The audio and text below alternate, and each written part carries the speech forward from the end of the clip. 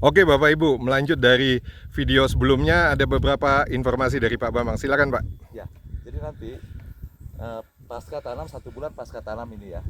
Nah, kita membentuk satu ekosistem perakaran ya, yang tujuannya untuk mempermudah daripada akar lateral daripada si pohon alpukat ini sendiri. Gitu. Nah, kita bisa lihat ini bagian lingkaran ini bagian daripada polybag sebelum tanam di sekitaran ini. Kemudian kita tambahkan kurang lebih sekitar 60 cm. Jadi luas dari sini kemari kurang lebih sekitar 80 cm. Ini untuk bulan pertama. Nah, nanti masuk di bulan kedua kita akan lakukan pemupukan gitu. Karena tanaman ini akar lateralnya sudah pasti sudah sampai sini. Gitu. Sekarang pun kalau kita membuktikan ini akar lateral sudah hidup, kita sama-sama buktikan. Nah, contohnya ini. Nah, bisa dicium, Mbak. Nah, jadi si perakaran lateral ini sudah luar biasa responsifnya, cepat ya. Nah, otomatis jangan sampai si akar ini tumbuh kemudian kita belum menyiapkan ketersediaan bukan ketersediaan hara. Artinya kita belum menciptakan suatu ekosistem untuk perakaran ini gitu. Jadi tujuannya naikkan topsoil ini untuk mempermudah si akar ini menyerap unsur-unsur hara makro mikro yang dibutuhkan oleh tanaman. Gitu. Jadi perpanjangan akar itu harus selalu didahului dari penyiapan ketersediaan lahan yang sudah subur ya. Jadi tidak menghambat daripada pertumbuhan akar dan tanaman. Nah, kemudian sementara sampai sebelum masuk ke umur 3 bulan ya, program di Apo Pondapam ini umur 3 bulan nanti kita akan melakukan pupuk kandang. Nah, sebelum pupuk kandang ini masuk, dari mulai umur 1 bulan setelah tanam, kemudian masuk lagi nanti 2 bulan setelah tanam, kita memberikan formula pupuk kocoran untuk memberikan nutrisi yang dibutuhkan oleh akar lateral ini. Otomatis nantinya ketika nanti di 3 bulan si akar ini sudah akan sampai sini.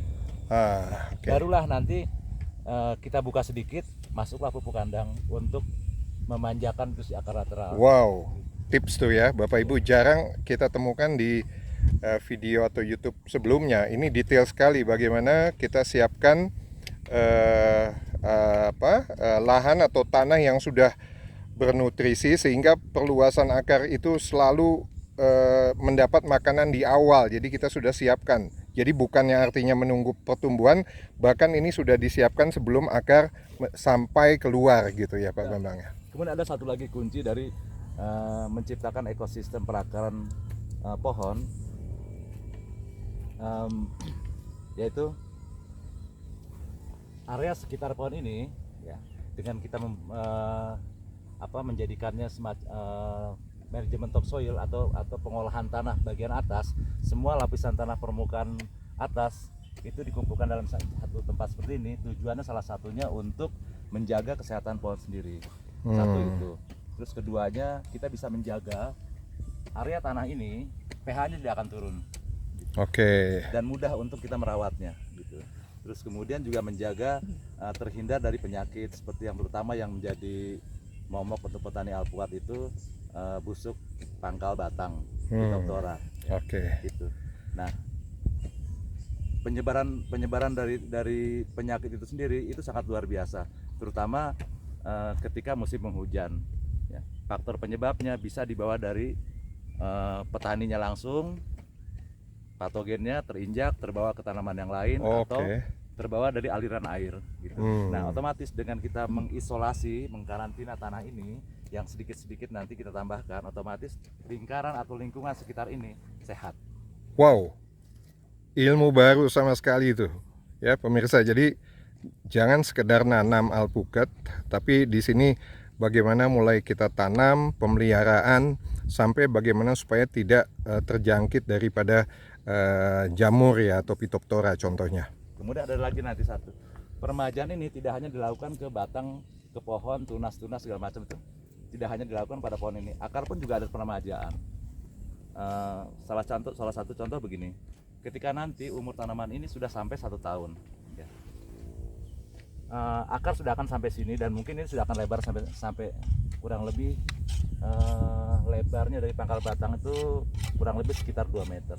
Nah, kita bisa melakukan peremajaan yaitu dengan memutus perakaran, perakaran tujuannya untuk kita memutus perakaran, kemudian kita berikan pupuk, hampir sama sistem kerja seperti kita memelihara bonsai. Nah, bonsai itu sendiri sekarang diganti medianya, dicopot dari potnya, kemudian di pruning lah, dipotong semua untuk meremajakan. Jadi nggak usah khawatir dengan memperlakukan manajemen seperti itu.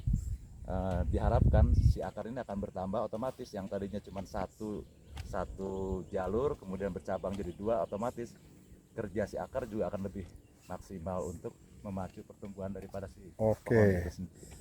1 bulan ya, 1 bulan tuh akar udah luar biasa, dia sudah langsung keluar yang tadi.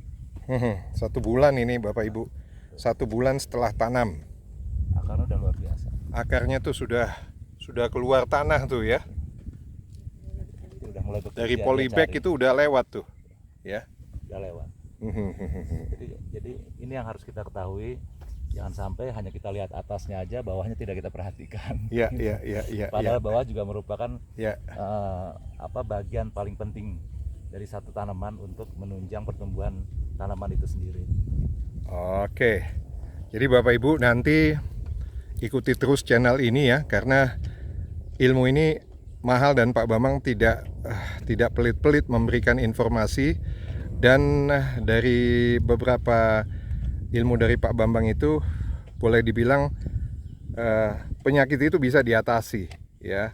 Tapi bagaimana kita menghindari penyakit itu dengan memperkuat tanaman itu dengan menyuburkan tanah dulu. Setelah itu baru kita kemudian tahap berikutnya ya. Jadi sekali lagi Bapak Ibu, menanam itu bukan cuma tanam, tapi bagaimana kita mengelola akar, penguatan di akar dulu ya. Kuncinya sabar. Kuncinya sabar. Jangan ingin buru-buru tanaman itu kelihatan bagus. Oke. Kenapa sesuatu yang dipaksakan hasilnya juga akan nggak bagus. Oke. Jadi kalau untuk pemupukan nggak usah terburu-buru untuk melakukan pemupukan. Biarkan si akar ini bekerja sesuai dengan yang dia mau. Kita hanya sifatnya membantu akar itu untuk dia stabil di posisi yang dia mau. Gitu. Dan barulah nanti setelah akarnya kuat, gitu, percabangannya mulai banyak, barulah kita bisa masuk pupuk. Dan itu akan lebih sehat untuk tanaman itu sendiri. Gitu. Oke Pak Bambang, terima kasih untuk tips-tipsnya. Kita sambung lagi Bapak Ibu dan tonton terus video daripada Fonda Avofarm. Terima kasih, sampai jumpa.